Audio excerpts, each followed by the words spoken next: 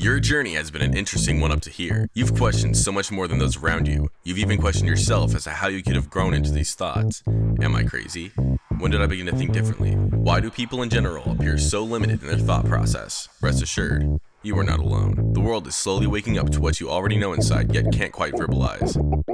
Welcome to the Spiritual Dope Podcast, the show that answers the questions you never even knew to ask, but needed the answers to. Questions about you, this world, the people in it. Most importantly, how do I proceed now moving forward? We don't claim to have all the answers, but we sure do love living in the question. Time for another hit of Spiritual Dope with your host, Brandon Henley. Let's get right into today's episode. Hey there, Spiritual Dope. I am on here today with Ken Stearns. Ken is a retired international insurance executive turned podcast host and avid traveler. Ken's pursuit of his dreams led him to create and host The Jar Live, a one-of-a-kind podcast that dives into the lives and stories of real people. With his American upbringing, experiencing living in 5 countries and working in 15 over the past 2 decades, Ken brings a unique and expansive perspective on life, people, travel, business, food, and culture. Whether you're looking for a wide-ranging conversation or a deep dive into a specific topic, Ken is the perfect guest, and we're glad to have him here with us today. Yeah, thanks, Brandon. It's going to be fun. I love the whole I love the whole approach you've got to the show and some of the conversations you've had. No, I appreciate that. Well, we usually start these off in one way, but I'm kind of flipping the back end a little bit. Okay. So, I really look at this podcast as a spiritual speed dating podcast, right? Like people come in, they're on their spiritual journey, they're looking for their next. People are out there looking for their guru.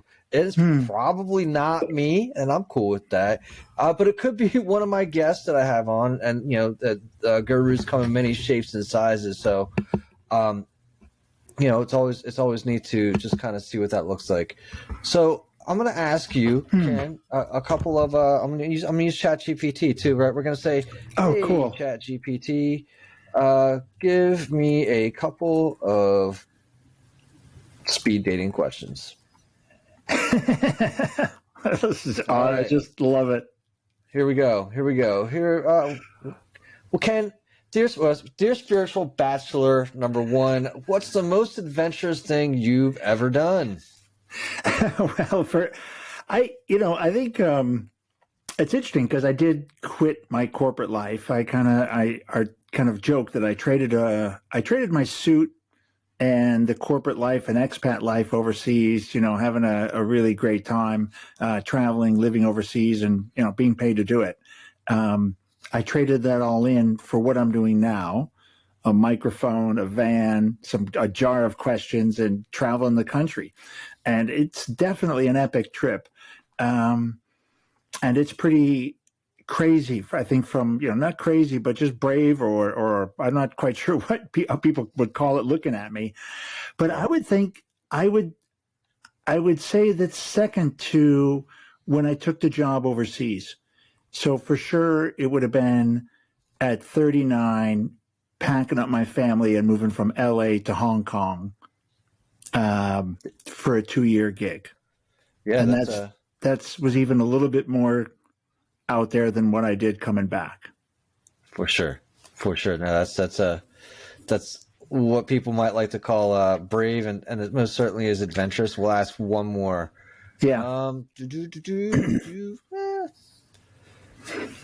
Glad I'm not dating anymore, Ken. Can I say that? Yeah. I love that part of my life. This is kind of fun, especially since you've been traveled around so much. What's the most memorable concert or live performance you've ever attended? Robbie Robertson, Singapore Grand Prix. I mean, that one most recently. Because it rained and I was dancing in the rain, in the mud, and he was singing and the crowd didn't care. It was just pouring down rain. And I felt like I was about 21, even though I was about 55. and I was by myself and, it was a magic moment. And, probably the only, the most iconic one I still can, kind of sort of barely remember would be seeing Led Zeppelin live would be the other one that I, when it was one of my first concerts. That's great. Yeah. Yeah. That's how old I am. You never know what edge of the tour you caught him on, right? When did you catch him, right? Well, it's shortly after that it was all over, so I don't think there were many more. There weren't many more shows after that. Yeah, what a cool one! Wow, what a cool one! Would have loved to have seen them live at some time.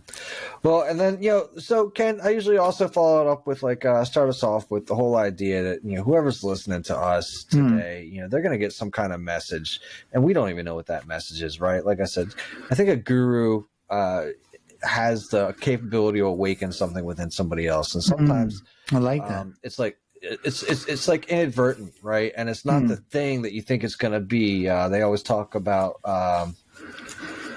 things like you tripped over a bowl and all of a sudden you're enlightened, right? Yeah. Just like the most random happenstance thing. So maybe somebody gets that out of our conversation today, delivered through source, which goes through us out into the universe. What's the message that's kind of flowing through you today that somebody might pick up? It's a great question. It does require some thought. The message coming through me today, and it's interesting because there's something happened to me today, which happens periodically, but today it's been a lot in the last 48 hours maybe, and it's been interesting. And the message for me is keep going. You're doing good. You're on the right. Keep going, Ken. You're doing good. You may not see it in some ways and all the ways, but there's this curiosity with what I'm doing. And to me, that's kind of an aha moment for me right now. So I got Brandon, I got to love you for the question. Because it's something that's, and I'll explain, I'll give the story in a second. But it's something that's happened in the last couple of days, which happens again randomly, periodically, but the frequency, intensity the last few days did leave me kind of puzzled. And I shared the story with somebody, and then now I just realized the word is curiosity.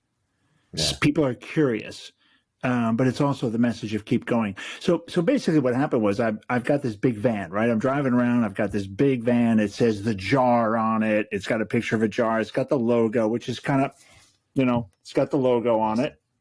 Yeah. So there you go. People that are watching can see it. And it's a nice looking logo, and it's got real people, real conversations blasted on the side with the website. Sure. And stickers on the back, QR code. So it says hello. But yesterday I went to this, to an interview. So I drive to go see people and interview them at their place. Could be like yesterday was a public library. And I rocked into the library and, parked the van, and I was getting ready, sitting in the van. And as I jumped out, there was a guy just kind of going to his car, I guess. And he's standing there, and gets his phone out, and he's scanning the QR code, and he's like, "What's the jar all about?" Yeah.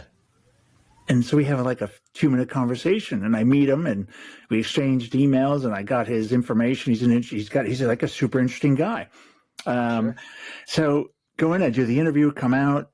And then yesterday when I came out, and I drove and I parked one other place, I came out and the same thing happened right out here, where I parked the van. When I parked the van and came back out for something, that was what it was. And there was a guy there, and he's like, "What's the jar all about?" Sure. And then today, when I left the interview, same thing. I'm parked. I jumped in the van after the interview, put all the stuff away, get my phone out, get my direction set. Where am I going to go? Blah, blah, blah. And I look over, this lady, waving at me on the sidewalk. I roll the window down. And the next thing I know, she's telling me her whole story. We talked about the jar, but she's telling me her whole story. And it was interesting. She just wanted to, talk. And I share questions. I have these question cards. And so we chatted, but this is just fast, just drawn to the van and drawn to what I'm doing. So anyway, just that's the message, is seeing those things and then knowing that that's something, it's a sign, it's a message, right? And seeing the universe is kind of giving you these breadcrumbs quite often that you're on the right path. And those were, for me, the curiosity thing was interesting. Is that, not you, bye, go do that. Those breadcrumbs and the trail there, is that message for you? Were you feeling like you might not be on the path anymore? Yeah. Because this thing that we do, showing up, doing the podcast, interview after interview, taking the time to post it out, share it with others. Yes. And sometimes you're like, man, fuck this. Right? Absolutely. Or like, you know what I mean? Some days are just like that. Or like some days you're like, why am I? What? It seems like I'm doing all these things, and man, I don't know. But then you get it sounds like you get like these people. You got this person's interesting, and they're off the street, right? You got this person there, so they're off the street. You're just driving by, and same thing. You got other people, so you feeling like, hey, you know what? I don't like. I always, I love the. There's a comic, right, or a strip that says, it's got Jesus and it's got 12 followers, dude. I mean, how many people lives and we're out here trying to get like 1 billion. So it's like, that's so lovely. I love that. So it's kind of like recognizing where you're at and that you're actually impacting lives, and that's the point where you're like, I just need to know that I'm impacting lives. That's it. That's kind of exactly the grind of just, I'm halfway through this thing. I had a great break, and I'm back, and I'm back on the grind. I travel. I'm alone. I'm permanently alone, but with people intensely, and then alone, and then very intense conversations, and then alone. There's that alone time, and I was like, just damn, man, what am I doing out here on the road? Am I a complete idiot? What am I doing with my life? And there are those moments, and so it is kind of cool to come out and just attract that kind of energy, this very positive curiosity. And curiosity is a beautiful thing. It's something I absolutely love. And so I really appreciate the fact that you brought that out, as to me, that's the message. Stay curious, be curious. Well, let's dive into it, man. Like, I mean, you're an executive in the insurance world for years. You're out and about, you're abroad. I'm sure you're doing well.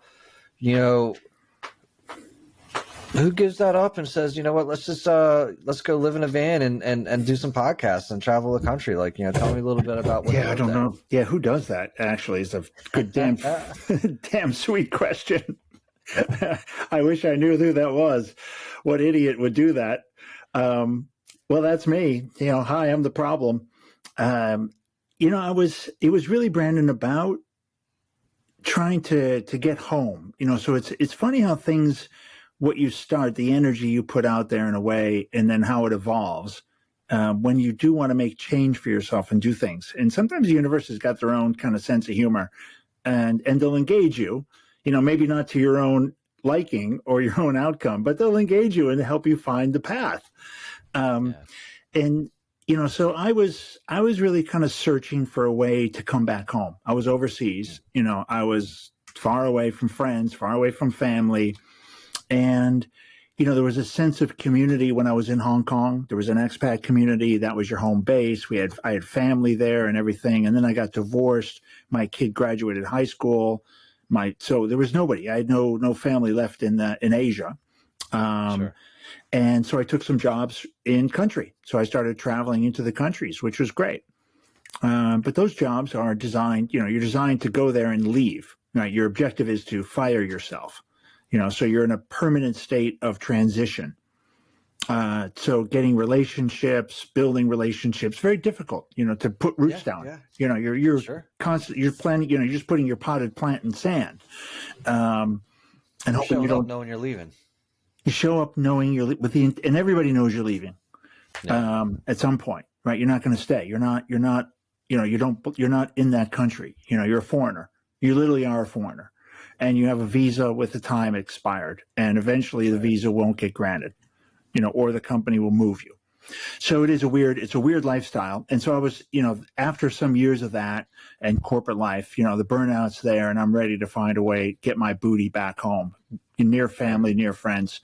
And that journey led me to do kind of some different things, start writing. I had done some writing and put that aside for work. And I had some creative stuff happening. I bought a guitar at 52. Sure. Yeah, 52. I think that's the timeline, Ken. You were right on time. Yeah, I was right. I was right on time. I mean, I'm dyslexic a little bit because it was supposed to be 25 on the instruction book, but I read 52, so I waited all this time. I didn't realize I didn't know it was 25. Yeah, so there I was, my third try at it, and that led me down a really funny road. I made a contract with myself. I'll buy a nice guitar. I'll take lessons for 2 years, and then in 2 years I'll make a decision. But I'll give it a go, like a proper go. Otherwise, I wouldn't buy a nice guitar.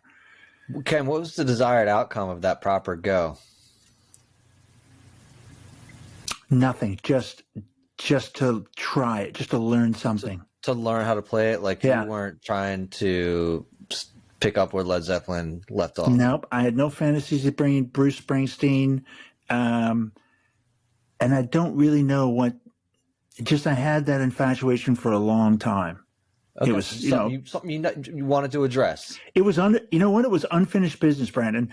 When I was in grade school, I played trumpet, and then somewhere along the line, we had this beautiful nun show up with a guitar and play it like Sound of Music, and I fell in love. I got convinced my dad I needed to learn guitar. I dragged that thing around. It was, I weighed about 48 pounds. The guitar weighed 25, and eventually, my trumpet teacher, I was his Saturday, $25 a Saturday, and he was not going to let that get confused with guitar. So, somewhere in there, I lost interest in the guitar. And then I bought one somewhere in Asia for a couple of years. I had one. I got it. Somehow it came into my hands. Sure. And then somehow it left. That'll happen. Never saw it again. And so it was like unfinished business. Yeah. It was unfinished business. And I just, yeah. You had the 2 years. Did you get to it? I got to it. So interestingly, buying the guitar was cool. So I showed up with my daughter. I told my daughter we're traveling back from Arizona to California, and we're going through Vegas. And I'm telling her, and she's like, "Sure, that's a great idea. Yeah, you should buy a guitar. Love my kids." And so next thing I know, I'm in this ginormous guitar store, walking around, and I'm super intimidated beyond imagination, right, in this beautiful guitar room, and I have no idea what the fook I'm doing in there. Now I'm questioning myself. Sure. This is a bad idea. This is just it's a great fantasy until you're there and you're staring at $1,500 guitar, and you're like, I can do a lot with this money. This may not be the best investment, and then I'm going to spend $200 guitar. I might be able to eke that out. Yeah, exactly. And then, but I was like, and then it'll sound like crap, and I'll never play it. So it was like my thing was I had this tricky contract, and I ran into. So I kept seeing this guy, this guy moving around in different stools, playing different guitars, and we were kind of almost bumping into each other. And then, boom, there he was in front of me playing a guitar in a stool. And I just kind of, "Hi, I'm Ken. I'm 52. I want to buy a guitar. I don't know how to play. Which one do I get?" Yeah. He just looks at me. He goes, "The red one." There you go. Yeah. And I was like, oh, I didn't expect that, right? There was 1,000 outcomes, but the red one was not one of them. And I just must have looked like dumbfounded. And he's like, the one you can't take your eyes off of, the red one, the one's, in a crowded room, you see it. The one when you hold it, you don't want to let it go. And I'm like, oh my God, okay, that one. Boom. And I knew which one it was. That's done. Awesome. So just when I was doubting myself, the universe sent someone, and not just send someone to help me, but really actually gave me that confidence, like I was doing the right thing. Like he didn't why are you sure you want to buy one, or maybe 500? It wasn't a price range. Yeah. It was nothing about that. It was just such a beautiful piece of advice. Anyway, that caused me to meet. I meet a guitar teacher, and I take it back to Thailand. I'm living in Bangkok, and I start taking lessons from a Filipino. And this can only be as random as the world can be. He's the son of a priest, and the priest was not his mom's father or husband. Sorry, was not the husband. Yeah, sure. So you can imagine in the Philippines. Yeah. So this guy's a miracle in himself. Right. He's already just a miracle. And I meet him, and he's a great guy, great human. We're friends today. And he became my teacher, and he started saying, we should write songs. We should write songs. And before I knew it, we were writing songs. But I was using draft material for a book I had drafted called Dear God. So I used that to write some songs, and then I ran out of draft material. So I started writing to write words so I could steal more lyrics. Okay. And then that caused me to fall in love with the book and to finish and to write the book. That's great. And awesome. That book ultimately became what I used for the questions for the jar. Okay. So I took the book, the 12 topics in the book, and created 444 questions for the podcast. Love it. That's great. Yeah. Just like, and that all happened because I met a random dude in a guitar. Find the right guitar, right? Yeah. I mean, I love that you can kind of, who is it? Steve Jobs, right? It's really hard to kind of, see forward, but it's really easy. It's hard to connect the dots going forward, but it's really easy to connect them going back. Oh, yeah.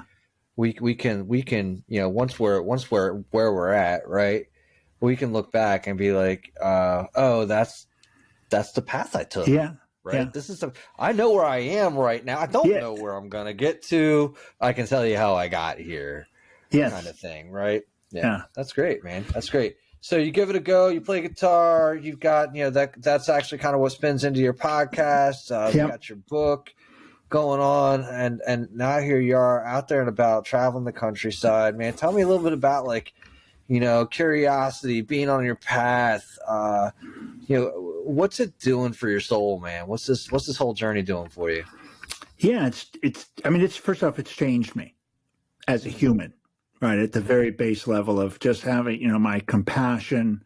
Writing the book was an exercise in my mind of collecting the things that I had learned and thought and putting them on paper.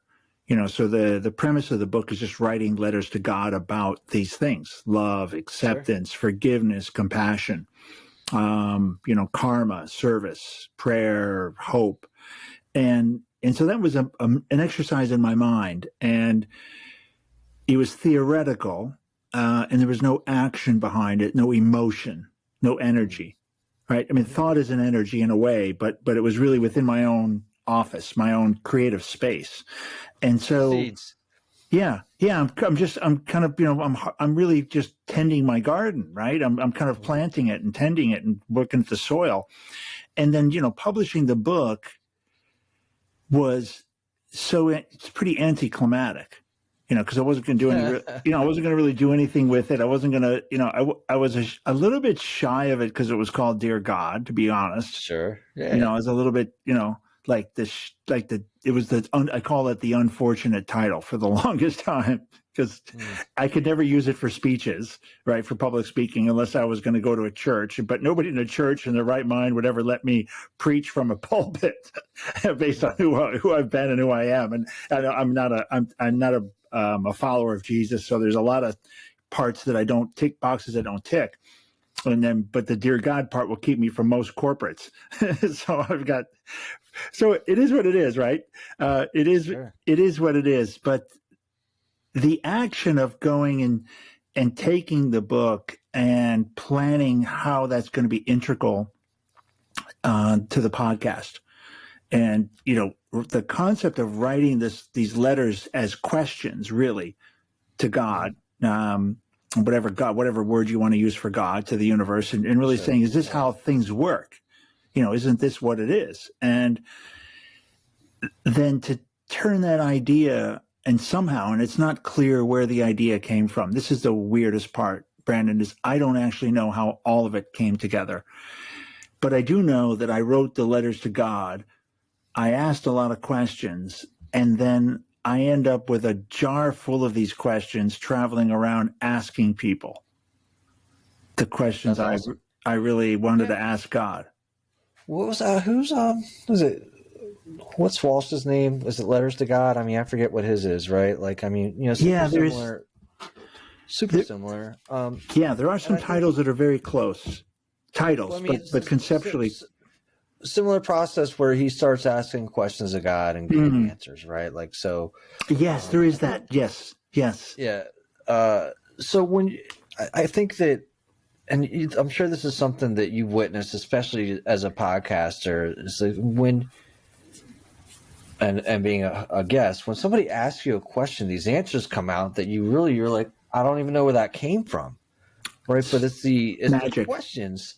It's the questions. Like, so when you start saying, hey, what's, these questions to God, like you open up the conduit, right? It's like flipping the switch saying, or turning on the faucet saying, all right, I've got these questions to God. And I just opened up like a full on channel and it just comes, right? I think that's kind of what the process was for you, or? I think that's kind of what it was, because, one of the questions I get is, how did you come up with this idea? Like to do, and I'm like, I don't know. Yeah. I mean, you were honestly, just open to it. You're like, you were like, hey, here's the idea.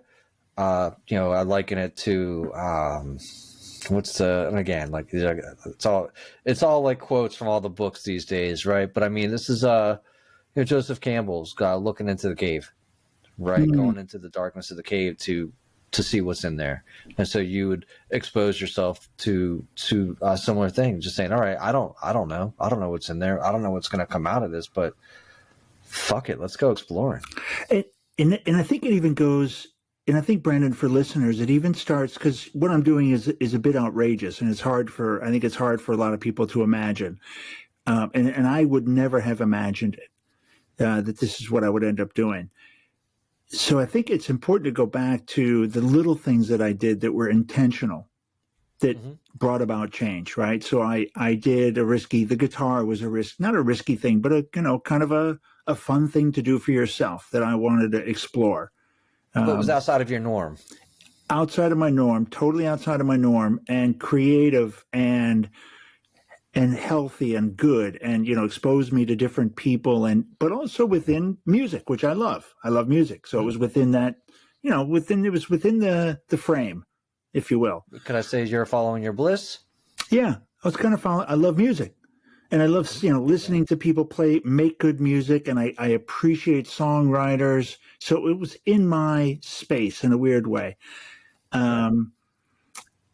And also, I think the other one I didn't talk about is I picked up photography again. I got quite serious about taking my camera everywhere, being mindful and intentional about taking some photography, just going out to shoot. Just go out on the street with the intention and the idea and looking at the world through the lens and trying to find a frame. And putting life in a frame. And that was intentional. So I think, these intentional things that I did that were parallel, so starting to write again, picking up guitar, doing photography, they were not totally isolated. There's some bleed over, but they were intentional and they had momentum outside. I love what you said about outside my norm. And they led me, down a place where I couldn't see, until I look back, and then I can connect the dots, right? That's right. Yeah. So, you don't, what's the other one? You can only see like 200 feet in front of you when you're driving, right? Yeah. You're driving at night. Yeah. Headlights are on. You can see 200 feet. You drive 200 feet. You keep driving next 200 feet. Shit, you're driving across the country, like all over the place, man. Oh my God. Where did I drive through? It was the darkest darks of the dark. Like Wyoming, man, like Wyoming, going through there, like then the streets were like pitch black. I had like an '86 Volvo, and like the headlights barely even worked. I had to follow like trucker taillights that were like just cresting hills. I was like, holy shit, man, dark. Oh, that's especially like you said, some old Volvo incandescent bulb lights that are 8 years old. Wow. Yeah, darkest of the dark. So, but you know what I'm saying? Like, you follow those headlights, and absolutely, you follow as far as you can see, right? And I want to bring this up for you, right? Like, I mean, all right, the way I see it, each one of these things you're talking about, photography, music, these are acts of creation, right? This is and when they say that, like, we are built, from Jesus times. I'm not a Jesus guy either, or biblical, but when they say that we are built in His image, what I believe they're saying is that we are built as creators, and it's, if we are creating, we are expressing, right? Like this is self-actualization, self-realization. This is your acts of creation. So that's how I'm kind of hearing it play out, right? Like that's what's kind of feeding you is like, oh, you want to go create. Let's find out ways to allow you to get out there and go create. Yeah, it's what it really was. It did feel like I was opening up. And it's kind of funny because I was a corporate guy, and somebody was asking me, well, were you always like, did you always have like, were you always creative? And I was like, oh, I had the best strategy decks, man. I could tell a story. I could get a team together behind a dream and behind a strategy and behind a story, and absolutely. And it did take.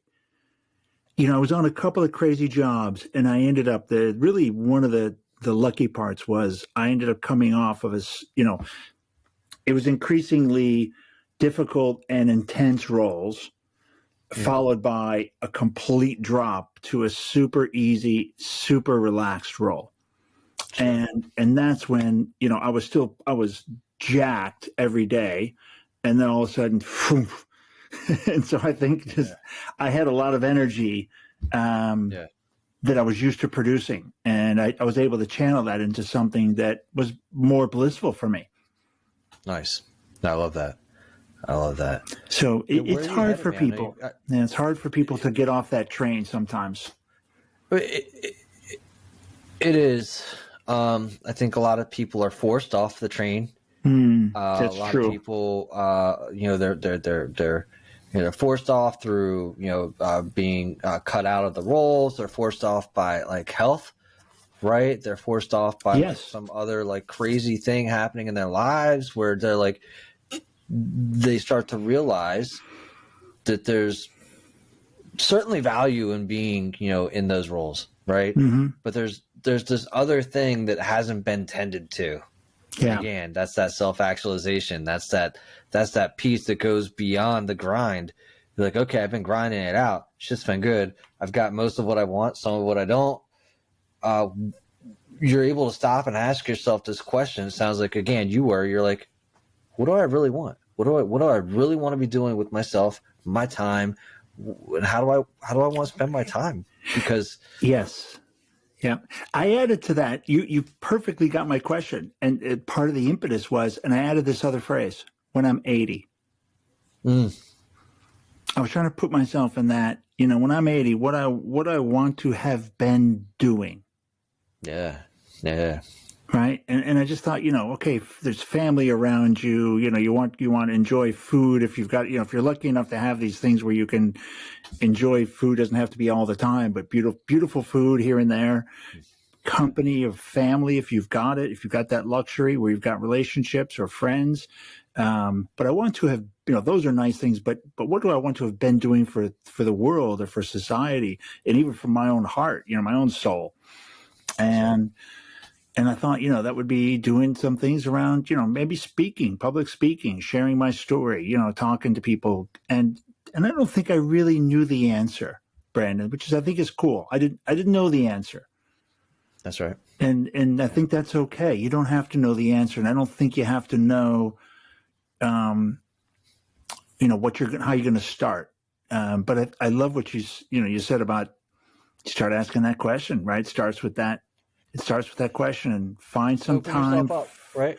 Open yourself up and keep your eyes open for those people that are outside your van, those curious people, right? Those curiosity signs. Right?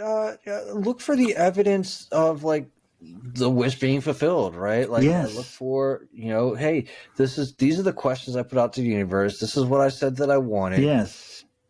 And they start to align. And they don't do it in the way that you expect them to. Yes. Man, listen, as much of a Jesus guy as I'm not, like there's so many great, one-liners out of it, right? Yeah, there are some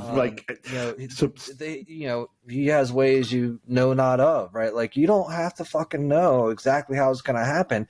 And for you to say, well, this is how it's got to happen is like you can being like, don't worry about this, universe. I got this one. Yes. I'll handle this. You know, you guys have gotten me this far. I can pick it up from here. I got right? this. We have no way of knowing exactly, you know, what could serve us. And so to your point, like, be curious and open for it and allow for it to happen. I think another thing, Ken, I mean, I don't know, man. I haven't been an executive. I've been around executives, but what would your, you know, in terms of, you know, we talk about giving and receiving, right? How, you know, would you feel like you've been a good receiver throughout your entire life? Have you gotten what you've asked for? Have you asked for enough, or have you not asked for enough? You know, could you have asked for more? Have you gotten everything that you've asked for? Riddle me that, Batman. You mean like from the universe or from mankind? Yeah. Well, who else is giving it to you? So right? This is such a cool question, Brandon. Just talking about this. So years ago, when I was in one of the more intense roles, there was a gentleman there who had built that company from zero. He had been there, and he was the key person. I mean, he was an evangelist. He was an amazing energy and attraction, his speaking ability, his strategy, articulation, his human communication and network, his personal touch was so powerful. I mean, he was really one of the true rare, amazing leaders I've ever met, and built a business really hard to imagine the amount of wealth that he generated for people around him. And we had a chat one time. We were very similar in a lot of ways. And although I didn't have any, you know, I never did anything like that. I could never, maybe in my own way, but holy cow, he's got a great story. And we were just chatting one day, and he was kind of looked at me, and it was really a vulnerable moment. We were saying, you know, Ken, we go to all these places, we show up and we bring our energy, we bring our love, and we listen to people, and we listen hard, and then we give a speech, we give a talk, but we bring in all the things that people told us in the day. So we impact, you know, and then we go home and we eat, and then we give a speech, and then we wake up and we meet people, and we greet them, and we give them our time. And it's like, we just spend time giving people part of us and filling people's cups. Who fills your cup? Who fills my cup? Yeah. He said that. Who fills my cup? Who fills my cup? It's like, where do you get it? How do you replenish it?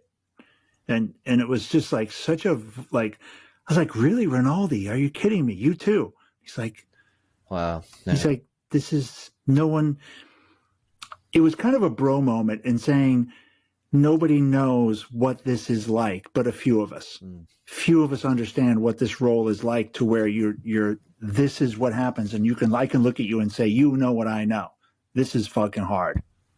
Well, I think that there's actually, it's funny. I had a conversation around you know, executives yesterday, leaders, and the idea is, as leaders, right?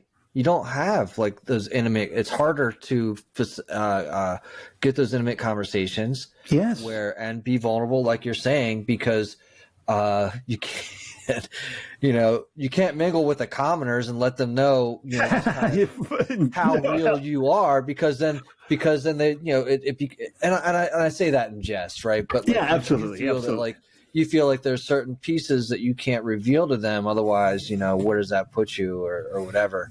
And I could be wrong. I'm not in that position, but I do know that there's a toll that's taken on leaders. You know, so where did you guys come up with? What did you come up with? Like, how is your cup filled? Are you self-filling your cup? I mean, you know, what goes on there?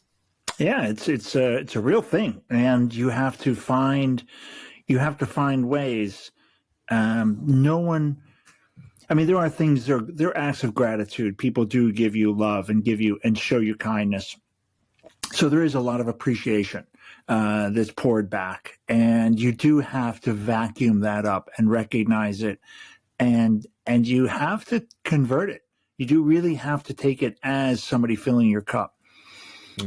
Although it's always coming at a time when you're always giving it out as well, right? So it's like it's a bit of a trade-off, but it's hard to pull that in. And so for me, that was it's almost like a plant picking up moisture from the air, right? Mm-hmm. You have to just continually find those little things that are motivating to you, and find those spots of your own self-gratitude, because it truly is, I think, it hard. And I'm sure there's people who listen to this. You don't have to be a leader. It just depends your role. Quite often, who's filling your cup? It's a great question. And, be careful of people who only have their cup out and ask you to fill theirs, right? So, for those friends and family in life. For sure, that's tough. I think that I think Adam Grant has a really good series on that. If you haven't checked it out, no, just talking about like who gets more out of lives, the givers or the takers, right? And it's kind of like a really interesting story. I forget yeah, what the outcome is, but it's really neat. So man, like,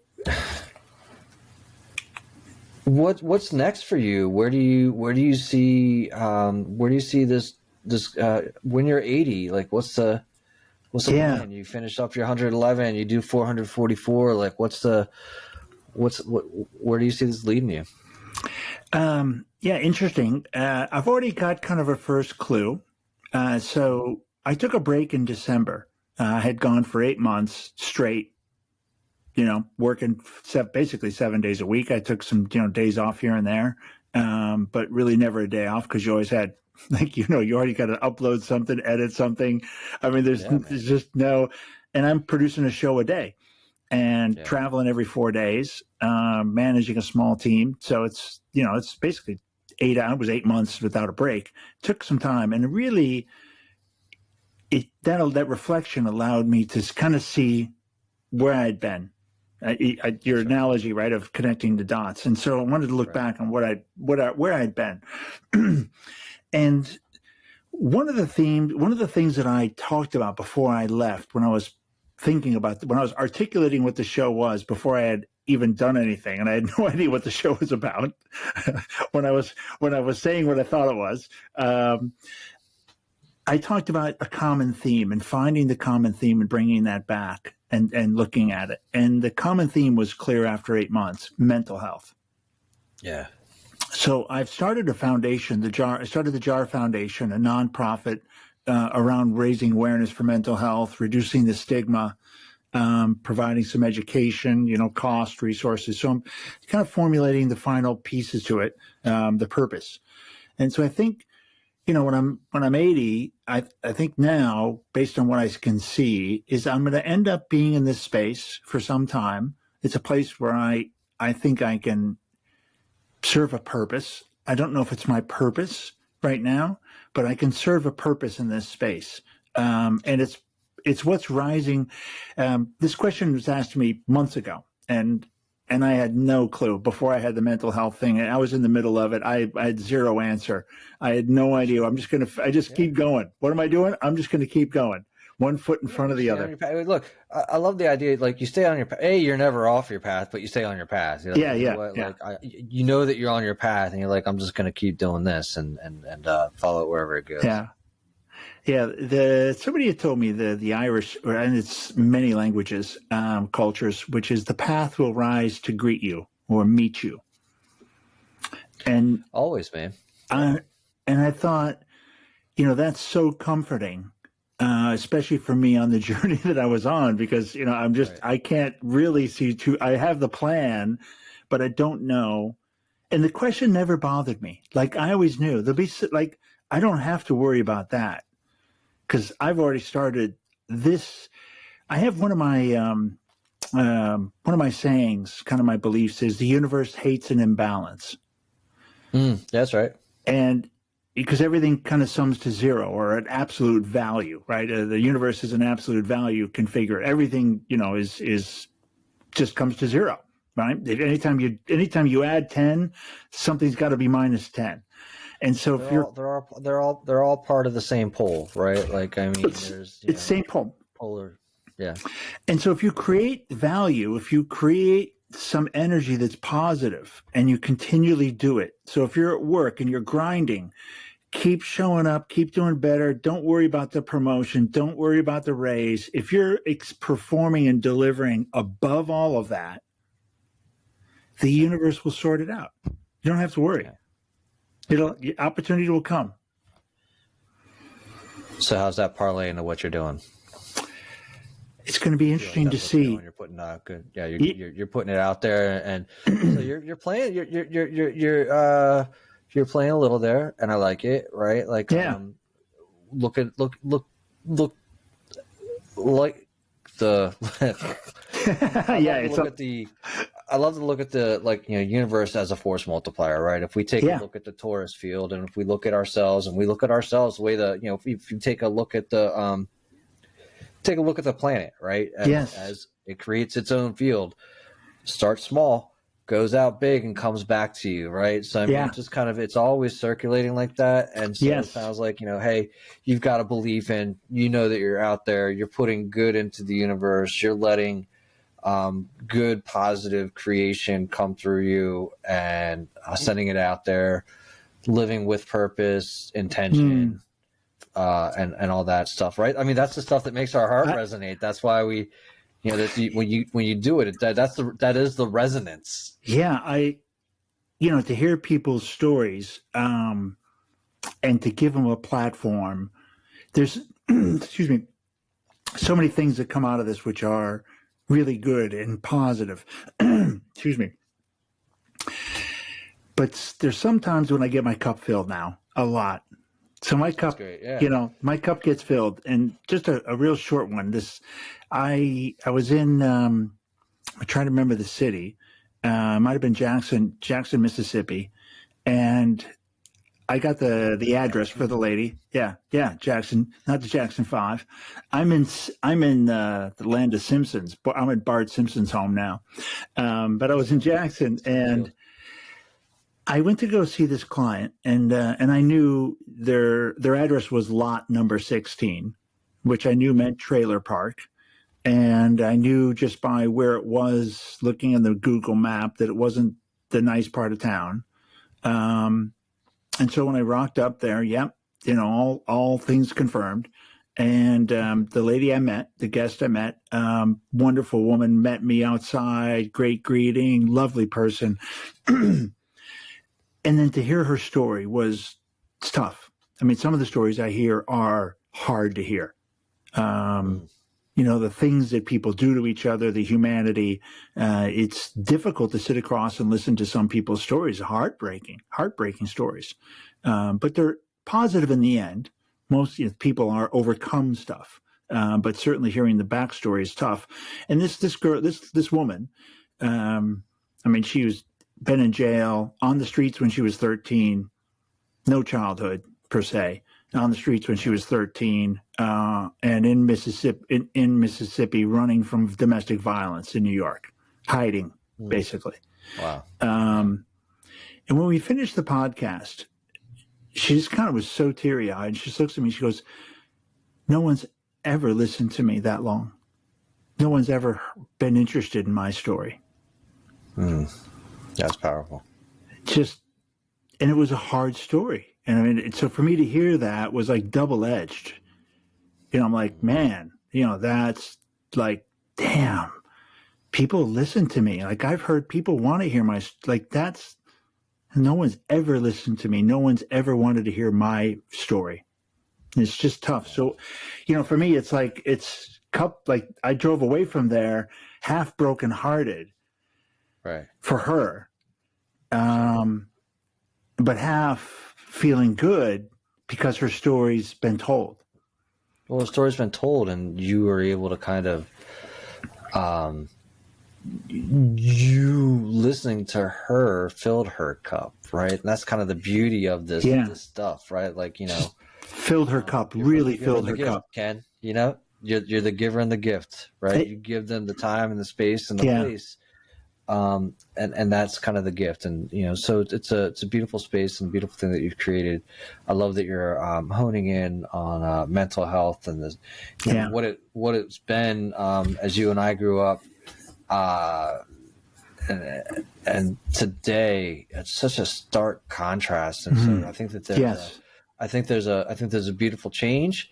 I think that there's a lot more positive drivers to build resilience and compassion into people today. Agree. Versus suck it up, Buttercup. Fucking life's tough out there. Right?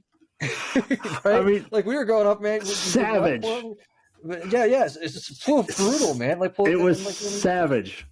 We still get it. Like, pull on your big boy pants. Well, no. I mean, it's a fucked up situation. Let's talk about it. And like, maybe it shouldn't be like a pull up your big boy pants. Maybe we should talk about why it is the way it is. And just because it's always been done that way before, right? That's the wrong answer. How many flat tires have you had? I love that. That's such a great question too. I had found the first one.